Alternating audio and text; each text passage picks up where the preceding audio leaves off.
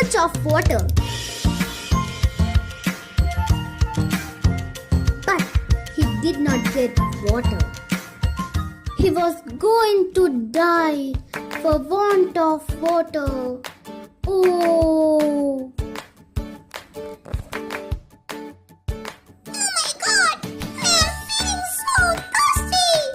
At last, he saw a pitcher. He at once flew to it with great delight. The water was so low that the crow could not drink it. Then the crow tried to break the pitcher, but he could not. He tried again and again to overturn the pitcher, but he failed.